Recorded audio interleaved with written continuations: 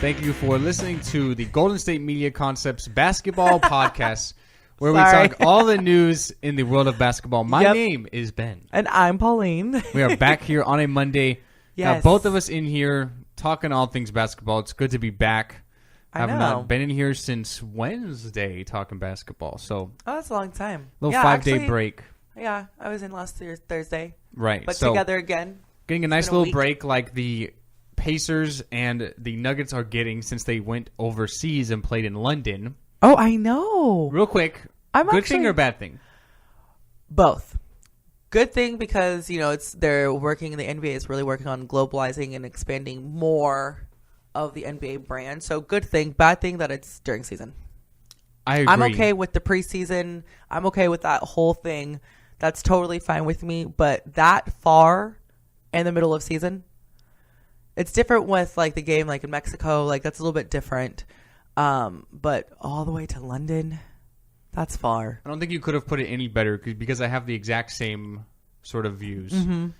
They have like 9 days in between games with the travels and jet lag and resting. I can understand a game in Mexico because the Mavericks and the Suns played in Mexico. Yes. Those teams pretty close to Mexico already. You have Texas and you have Arizona.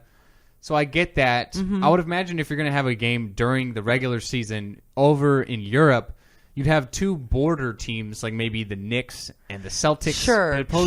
You have a team from Colorado with the Nuggets. And you have a team from Indiana with the Pacers.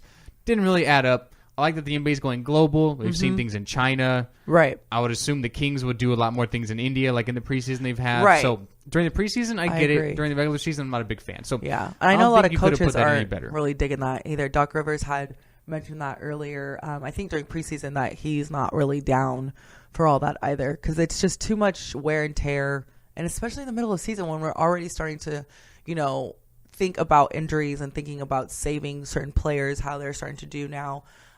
It's just too much. I think just too much wear and tear, like I said, on the body with like just being jet lagged, even when you're not playing basketball, when you're traveling overseas and just traveling in general can be a lot. Then you have to worry about flights and all of that. It's winter time. It's just, it's not really my thing. I am with you 100%. Anyways, we will get into the rest of the show. In the first segment, we're going to be talking about the NBA games from last night. We'll save the previews for tonight till the end of the episode because we have probably the biggest game in all of the NBA. We have the Cavs versus the Warriors tonight in Oakland. So we'll preview that and some of the rest of the games in the last segment when we talk about some of the news within basketball. So we'll start off here talking about the games that happened yesterday and last night. Right. Although the NFL did steal most of the headlines yesterday. They did. Fantastic game between Dallas and between Green Bay. This is the basketball podcast. We're talking basketball.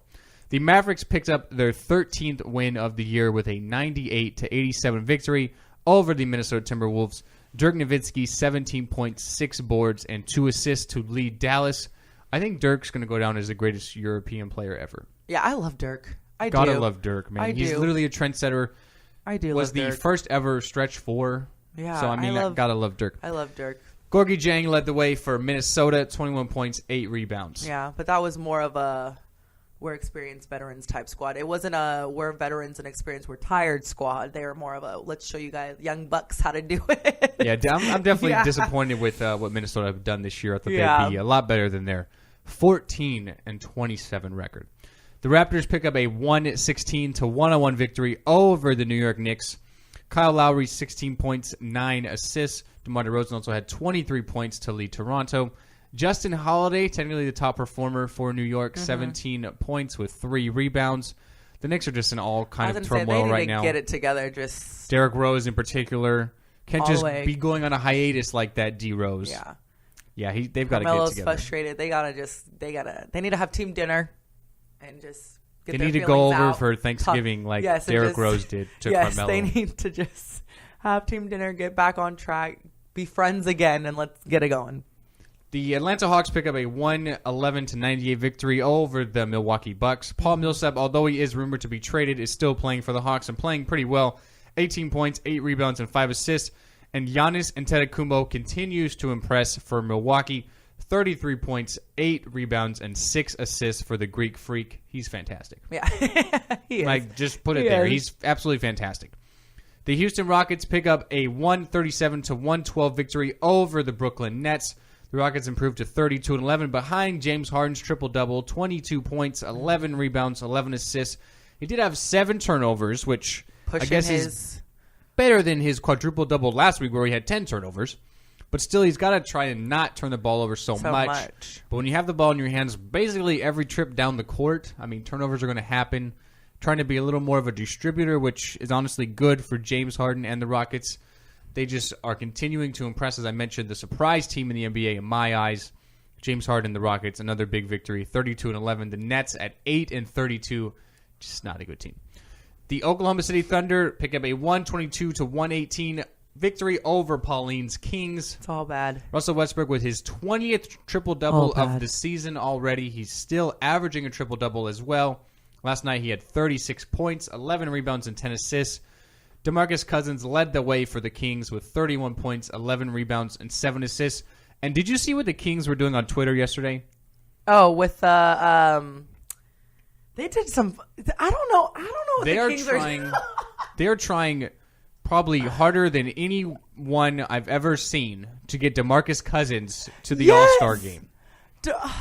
Actually, the city, Sacramento, even like a lot of places downtown, like I went to McCooney's the other day. They have it's called a DMC roll. It's a sushi place for those of you who don't know. And if you vote for DeMarcus and show them like your Twitter or whatever, show them your vote, you get the DMC roll half off. Like everybody, and I love that part and that aspect of like the whole city rallying behind someone to do and be great. I do. I love it.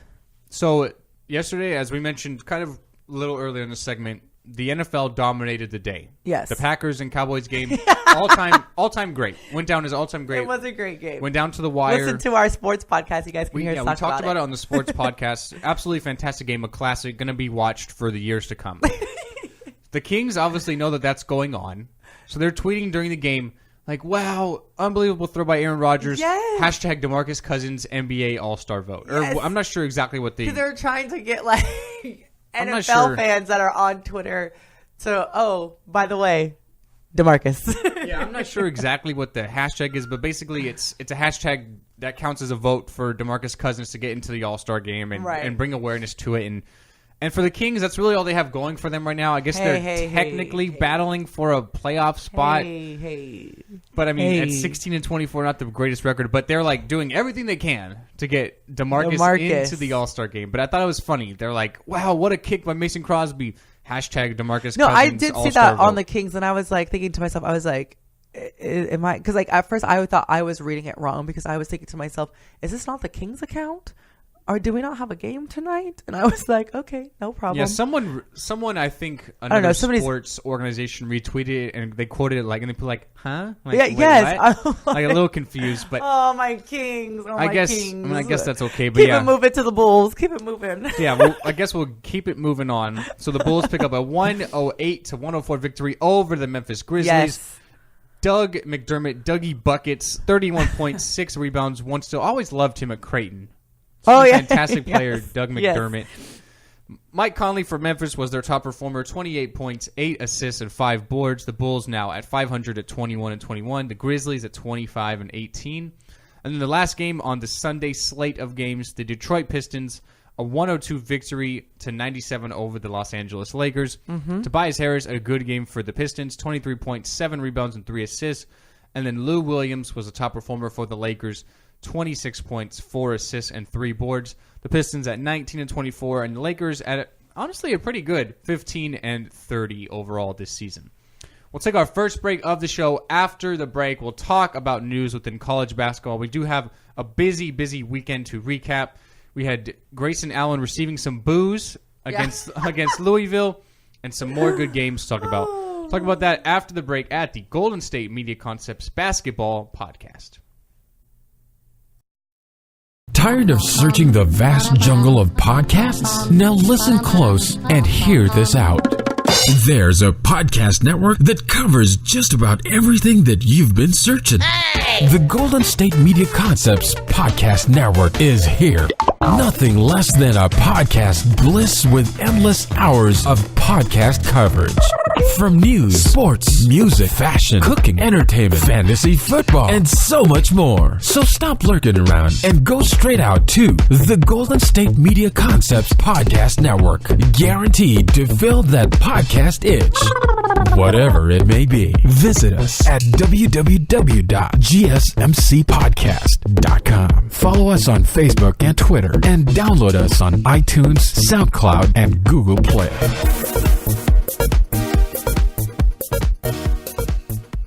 All right, welcome back into the show. Thank you for listening. Pauline and I are now going to transfer over to talk about news and games within college basketball. We'll talk about men's basketball.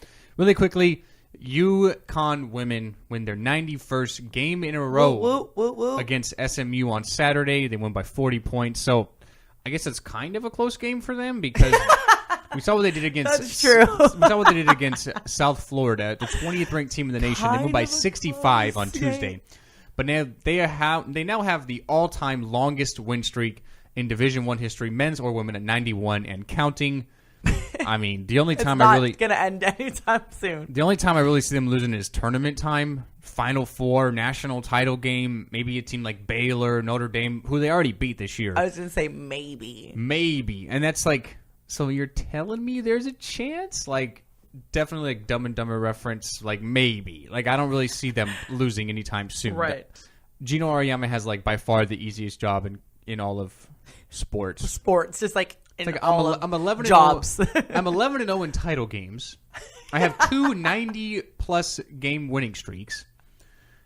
Do you want to win a title for the next 4 years and not lose one game? Just sign your name on that X right there. It's all good. Sign your name on that dotted line right there, and I'll make sure it happens. You know, that's like, all I can they really have to actually do. guarantee you that you will be a winner. It's like literally all he has to do. You will not know what it feels like to lose at all. We don't. He has what is the that? easiest Losing. job. What is that word?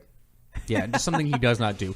Anyways, we'll talk about men's basketball. So we have to update you on Saturday as well as Sunday. So number 1, Baylor sort of regroups after that loss to West Virginia midweek. They beat Kansas State, which is pretty good, 25th in the nation as it stands right now. They win 77-68. Manu Lecomte with 26 points, 2 assists, and 1 rebound to lead the Bears.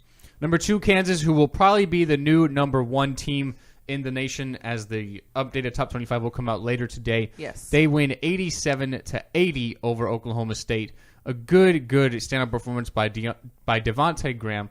21 points, 4 assists, and 3 boards. It's going to be very interesting to see, Pauline, when Kansas and Baylor finally play in that Big 12. Probably 2 of the top teams in all of basketball, and they're going to face off in the conference. Really, really fantastic. Going to be waiting to see that. Fantastic. I'm definitely looking forward to that.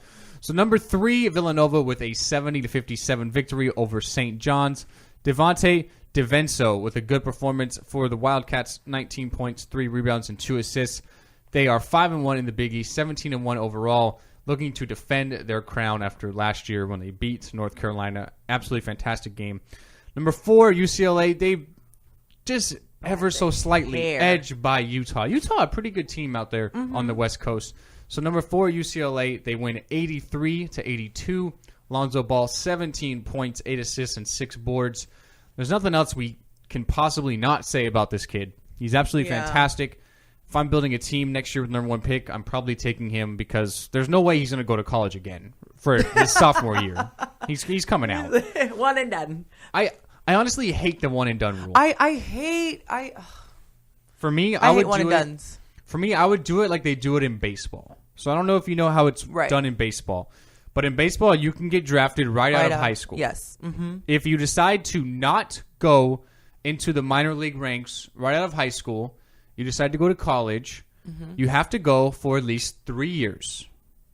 So you either have to be a junior, then you can get drafted again, or you get drafted as a high school player and go right out of high school. Right.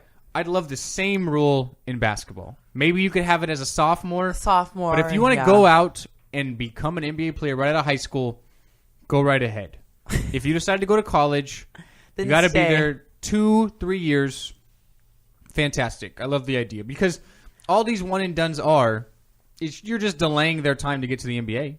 True. We've seen it with Duke recently. Kentucky just literally loves the one and done. One and done university. You only sign one and done. Yeah, it's the university. You only sign a 1-year contract. It's the university of one and dones. Yeah, your scholarship is a 1-year scholarship. I guess it's exciting for college basketball. Everyone has to go to college unless you decide to do like the Brandon Jennings sort of route and go to Europe for a year, which hasn't really worked out for a lot of guys. Emmanuel Mudiay went to China and he now plays for the Nuggets, so it doesn't really happen too often. But I guess it's okay for college basketball. Anyways, I personally would stay as long as I could. Well, one, I did go to college for 5 years, so I loved it. But as an athlete, I would stay all 4 years because especially when you're on a big-time school like this, you pretty much are professional and you pretty much are as big a celebrity. And even on teams like squads that aren't big-name schools like this and you're not even all that great, you're still treated like a celebrity on campus and just like enjoying it and having fun. You don't even really have to do anything. A lot of these guys, I mean, whether we want to admit it or not, don't really do everything that they possibly could do in the classroom. And it doesn't matter. We've seen the history with Derrick Rose where people take his SATs for him. Yeah, we've had... And the controversy with North Carolina. Even when you do get in, and there are some teachers that just love basketball, which is fine, and they just want to make sure that their favorite player is on the court. So that's fine. It's not like you really have to stress about anything when you're in college and you're an athlete and a good athlete. But I do also get the whole, well, leave while you're hot type thing. But I personally would stay. Jaren Blossom game, I love it. Clemson, staying all 4 years. I always talk about him because he's one of my favorites. You just continually get better and better and better. Yeah, but for me, you got to strike while the iron's hot, as you mentioned. If you come back as a sophomore, we've seen people do it before. Ivan Rabb is in Cal right now. He could have been a top 5 pick last year. Jared Sullinger did it with Ohio State. I've realized that if you stay longer than you're probably supposed to, people discover your weaknesses and kind of hit on those. Oh, so that's one thing. Okay. And two, when that money's knocking on the door, are you really going to turn the other way? That's what I'm saying. I don't know. Like, I mean, LeBron talked about possibly wanting to go to Duke or Ohio State. Right. But it's like that money's knocking on the door. You're going to be the top pick. Like, are you going to really go to college and unless you're like top 10 though? Like one knee injury and you're done. I can understand if you're going to be like a late first rounder, maybe coming back for a year yourself. to try and build your draft stock a little bit. Well, but you could build that and just enjoy, like, because college. Cause that's the other thing too is college athletes will say there's nothing like playing college ball with whatever sport it is. There's nothing like playing college ball. Even if your team is a terrible team, it's still fun. It's still if I'm a lottery pick. You don't got to tell me otherwise. I'm declaring. Yeah. I mean, you can also have... True. And I like how college basketball does it as opposed to the NFL and college football is that you can kind of declare for the draft as long as you don't hire an agent. With that switch, with the you can always go back. You can always go back to college. You can go through kind of the combine a little bit, talk to people kind of get your feet wet, see where you stand. Where they would project you to go in the draft. In college football, you have to declare by, I think it's actually today. It's like January 16th, 17th, somewhere in the middle of January. And if you declare, then there's no way it's turning the other way. No turning back, yeah. In the NBA, you can kind of do that. You can go through a lot of things, and then you have some time to go back to school. Right. So anyway, staying with some of the college scores, Gonzaga remains the lone unbeaten now in college basketball. They're 17-0. They win over number 21 St. Mary's 79-56. A very, very convincing victory for the Zags. 19 points, 6 assists, and 3 rebounds for Nigel Williams-Goss. He's a fantastic guard there for Gonzaga. Like the best of like the mid-majors in college basketball, Gonzaga. St. Mary's pretty good as well. 15-2 now, 5-1 in conference. Number 6, Kentucky with a 20-point victory, 92-72 over Auburn. Malik Monk, another fantastic game for the going to be one-and-done freshman, as we mentioned. Yes. 24 points, 6 assists, and 1 board. And now that gets us to something we'll talk about briefly. Number 14, Louisville, with a convincing 78-69 victory over number 7, Duke. Grayson Allen had 23 points, 9 rebounds, and 3 assists, which was pretty good, given what he had to face at the KFC Yum Center in Louisville, Kentucky. The fans, and in particular the student section. See, that's another thing about college. The student sections are great. The Cameron Crazies at Duke. I'm not sure what they're called in Kentucky, but it's great. Nevertheless, the student section given Grayson a little rough time. Yes. We've seen Grayson go through some rough times so far this year. Getting suspended for his 3rd tripping incident. Did he trip another guy? Did he shove the Florida State assistant coach last week? So he's going through a hard time. He doesn't have Coach K. He needs to stop throwing a fit is what he needs to stop doing. Well, that's definitely true. He doesn't have Coach K right now, which is the leader of that team. And it's kind of affecting Duke. They lost to Florida State. They lost on Saturday to Louisville. So Duke kind of going through the slumps a little bit. The student section had a little fun with Grayson Allen. Mm-hmm. So they were yelling things at him like sweep the leg, which is basically a reference to the Karate Kid movie, tripping. Mm-hmm. Also, one fan held up a sign, caution, this is tripping hazard, tripping zone. Really directed. It's great. I love it. At Grayson Allen with like a falling stick figure. Right. I love it. But he obviously did not let it affect him. 23 points. He was 6 of 11, 9 of 12 from the free throw line. So, had a pretty good game. He's not a terrible player. He's not a bad player. All. Good player, a leader, a junior, one of the more experienced guys at Duke. He's not a bad very guy. Obvious flaw. But Louisville having a little fun with him.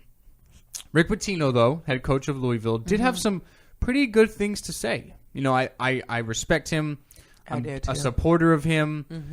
Mm-hmm. He really sort of is taking a lot of this criticism and handling it really well. It's kind of what Pitino went on to say, just sort of paraphrasing here. So I guess that's okay, but it didn't seem to affect him. But for Duke, I mean, they're kind of going through the slump a little bit. I think a lot of that has to do with Coach K.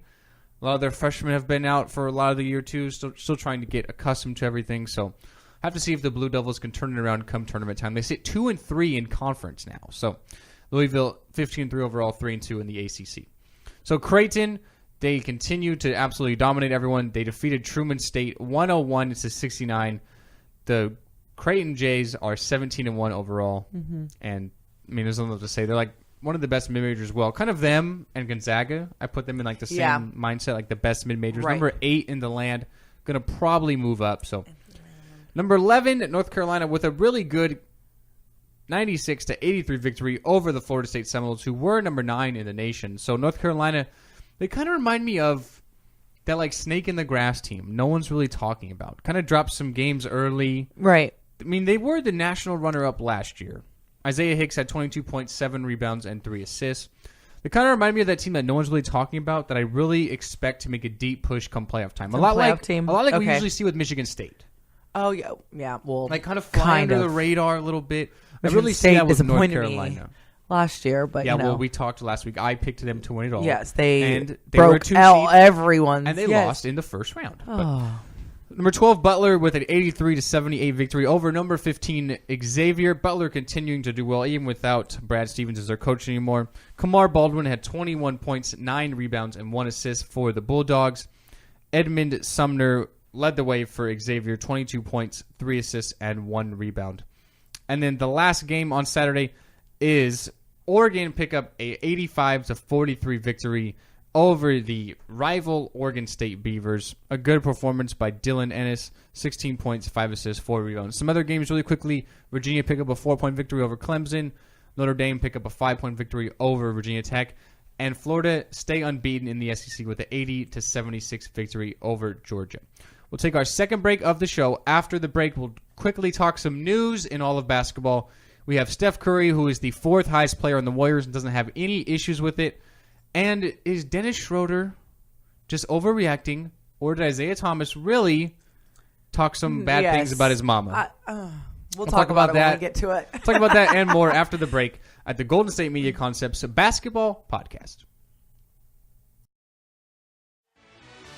Are you looking for the very best NFL and college football podcast? Then check out the GSMC Football Podcast. Get the latest football news both on and off the field. From the NFL Draft to trades to the rumor mill to the NFL Combines. They got you covered. That's GSMCpodcast.com/football-podcast. Get updates on college rivalries, game day insights, and much, much more. It's football talk the way you want it. This show eats, sleeps, and breathes football. Don't forget to like them on Facebook and follow them on Twitter. Visit GSMCpodcast.com for more info.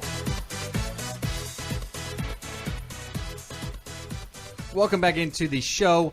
Steph Curry is the 4th highest paid player, believe it or not, on the Golden State Warriors. Right. Klay Thompson, Draymond Green, and Kevin Durant all earn more per year than Steph does. Steph is on a 4-year, $44 million deal, so not terrible, but $11 he's not million. Poor. He's definitely not poor. He's earning $11 million a year on his base NBA salary. Mm-hmm. So Steph Curry was talking to the Mercury News in a podcast, and it does not bother him that he is the 4th highest paid player on the team. So he said, quote, "One thing my pops always told me," who Del Curry was an NBA player. Mm-hmm. So he says, "One thing my pops always told me is you never count another man's money. It's what you've got and how you take care of it. And if I'm complaining about $44 million over 4 years, then I've got other issues in my life." Now, Pauline, you and I both agree that we're really happy that Curry said this and kind of are proud that he's not one of these selfish, spoiled people that, "Oh, I'm playing for the max," or "I'm not playing at all." Yes. Oh, gosh. Being a crybaby about it when you're making $11 million a year, which, okay, granted, I get it. Compared to what? Like compared to some of these other guys that, probably aren't as beneficial to their teams as Steph is to the Warriors. I get that too. Making a lot more money than he is. Making much, much more money than he is. But at the same time, and Ben and you and I were discussing this a little bit earlier too, is we agree that to at least right now, it seems like Steph is the kind of unselfish guy that he's more of one for all the team. What's the best thing for our team to set us all up to win, to set us all up to have a great year and things like that. And so I'm hoping that he doesn't disappoint us later on and wanting more and being one of those guys, those selfish guys. Well, then let me just shop around the rest of the league and see what else I can get. But I think he's pretty happy with the Warriors, and just like also when you take into consideration like his personal life too is pretty grounded and rooted in Oakland, the Northern California area as well. So I don't think he's going to be moving anywhere anytime soon. And like I think he's one of those guys that I like him. I just think he's nice. And so I think that he won't be too selfish when it's time to start shopping around. And he could, because when his deal is up, the Warriors can technically offer him a max deal, 5 years, $210 million. Yes. So he could be that selfish guy. He could. Have to wait and see. I mean, if he... Sorry, I sneezed. I tried not to make it so obvious. And he made a funny face, but it's... Trying to hold it in. But like if they can't offer him more, definitely take it. I agree. I'm one of those people like, especially with Steph, because he does contribute so much to the team and he kind of has been shifting into the face of the franchise as well, taking a little bit more money. But then I don't think that if it's going to be something where now Klay Thompson is thinking about shopping around, Draymond Green is thinking about shopping around, then perhaps he seems to me like the kind of guy, okay, give me, $55 million, give me $60 million, and you can give the rest of it to them, distribute it evenly, let these young guys, because, I don't know. I don't think he's too worried about that part. I think he wants to stay. If Curry really cares about the team, we'll know, because he's saying all this stuff now, but it could change really quickly. If they money be getting involved in changing people. And he's still earning a lot of money with Under Armour and all the sponsorships and stuff he does. Yeah, he does a lot of camps around the world. He's probably the most popular player in the NBA, so if they keep these 4 together, which would involve Curry, maybe some others, taking a little bit of a pay cut. We've seen people do that in the past. Tim Duncan did that with the Spurs. Dirk Nowitzki's done that with the Mavericks. So we've seen people take some pay cuts in the past. I can see Steph being a Dirk and a Tim Duncan for a team.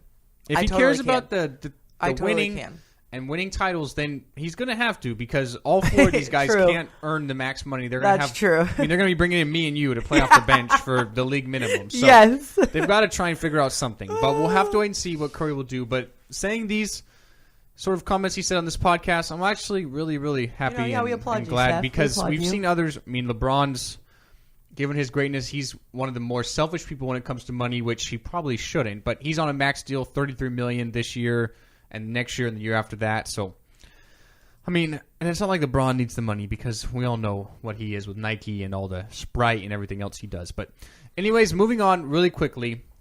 So there was a little bit of beef between Isaiah Thomas and Dennis Schroeder. So Schroeder, in their game on Friday, was suggesting that Thomas was cursing at his mother and trash-talking his family during the game on Friday. So what Isaiah I think Thomas it's had false. to say, you don't agree? Okay. Yeah, I think it's fake. So what Isaiah Or Thomas had to a lie. say is, quote, and I'll do this as best I can. I don't talk about nobody's moms. I don't cuss at nobody's moms. And I don't talk about people's families. So whatever he said, that's a 100% lie. Yes. And he knows that. Because I always say keep it hoop. When it comes to basketball, I talk about basketball. And if I'm going to trash talk and I'm going to compete, I'm going to do whatever I can to make my team win a game. But I don't bring parents in it. I don't bring family. I don't even know his mom to curse at her like that. So whatever he's lying about, I don't even know. Right. So yeah, he's not like a Kevin Durant, or not Kevin Durant, excuse me, Kevin Garnett type guy where I'm gonna start talking personal. Like, I think if he is trash talking, he's gonna trash talk about you and what you've done and what you haven't done and what you're not going to do when he's, facing up against you. But I don't think he's the kind of guy that's, like he said, like what does he get out of bringing in his mom? Isaiah Thomas reminds me of like Scrappy Doo. This little like fighter. And Yes. He might be. I'm not sure exactly how tall Isaiah Thomas is, but he might be He's like 5'8", 5'6". I think. But he Even thinks he's shorter? like 7 foot tall. Yes. You know what I mean? Yes. He's like he's a reminds Yorkie me- that thinks he's like a Great Dane. He reminds me of Scrappy Doo. So Yeah. maybe he did a little bit of a trash talk. Sure. Maybe there were a little language barrier because Dennis Schroeder is German. So, I mean, he's been in the NBA a few years now. He probably knows English by now. So maybe there was a little But I don't think he's saying, misinterpretation. yeah, exactly. Like, nothing about his mom though. But, I mean, that's a little harsh. To accuse someone of talking that's about your pretty mom? deep, yeah, and family and cursing out your mom. No, That's a little. that's Obviously, a different level. That's I a have different no level. idea. We have this happen all the time. We had Trevor Ariza. Was there a conflict with that? I forget what team he was on, but there was a conflict with a certain player from the Magic.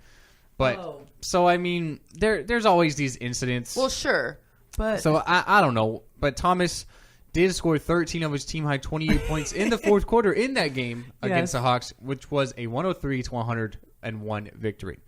All right, real quick before the end of the show, we'll talk about some of the games going on in the NBA. Today we have a lot of matinees, given that it is Martin Luther King Jr. Day, so happy birthday. Yesterday was the King's birthday. So a lot of matinee days, a lot of matinee games today because it is technically a holiday, so a lot of people are off work. So the Hawks will be taking on the Knicks. The Blazers will take on the Wizards. The Sixers will battle the Bucks. The Pelicans and Pacers will lock up. Pelicans. The Magic and the Nuggets finally back in their first game since that game over in England, which was on That's going to be Thursday. interesting. Yeah, I'm wondering how they're going to perform. I have to see if there's any rust between them and the Pacers. We'll talk Yeah. about it tomorrow. The Hornets and Celtics battle. And then the big one of the night. Yep. The Warriors versus the Cavaliers. We have game 2 of the Oracle. season. The game is in Oracle Arena in Oakland. The first game was in the Quicken Loans Arena where the Cavaliers play in Cleveland. Cavaliers obviously win that game by 1. Kyrie Irving hits that absolute turnaround, just dagger over Klay Thompson. The Warriors, remember, had a 14-point lead in the fourth quarter in that game. Right. And they choked it away to the Cavaliers. So tonight, the rematch, the Warriors and Cavs. Who wins it? Pauline. I'm saying Cavs. You're saying Cavs. I'm saying Cavs. Why? Because why? Well, because I know that the Warriors need this win more than the Cavs do. Yes, but I also believe that the Cavs like ruining your house party more than the Warriors are worried about defending their home. Honestly. Technically, that is true. I think the Cavaliers are coming in to, kind of like seal this, like, we're just going to dominate you guys all year. And just, I'm going with the Warriors tonight. They should have won in Cleveland. Okay. They blew a 14-point fourth quarter lead. They should have won in Cleveland. Okay. But they obviously didn't. They're going to want revenge. They're going to want to go out and show out tonight. They're at home. The Cavaliers are on a road trip. Sure. They're probably They've been on a little road trip. Yep. Probably a little homesick. Yep. Far And from the home. Cavs don't have to worry about not having the number 1 seed in the West. The Warriors honestly don't either, but this is a more meaningful game for Oakland than it is for the Cavs. Sure. So that's why I think the Warriors win tonight. I'm sure the Cavaliers are probably going to want to show out against the Warriors, especially in their... Yeah, but then maybe the Cavs don't want it to be like, oh, because we only won by 1 last time, this is not a fluke. Like, we still are better than you. So I'm sure the Cavs are going to want to go out win. and put up a good performance. But I'll take the Warriors tonight. They should have won the first game. This game probably means more to them. They're at home. I think they have every single advantage in this game, except for the best player in the land, which is LeBron. In the land. But so yeah, I'll give the edge to the Warriors. You'll have to talk about it tomorrow We'll see it on the show.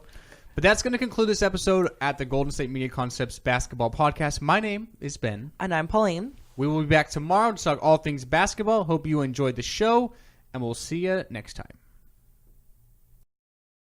You've been listening to the Golden State Media Concepts Basketball Podcast, part of the Golden State Media Concepts Podcast Network. You can find this show and others like it at www.gsmcpodcast.com. Download our podcast on iTunes, Stitcher, SoundCloud, and Google Play. Just type in GSMC to find all the shows from the Golden State Media Concepts Podcast Network, from movies to music, from sports to entertainment, and even weird news. You can also follow us on Twitter and on Facebook.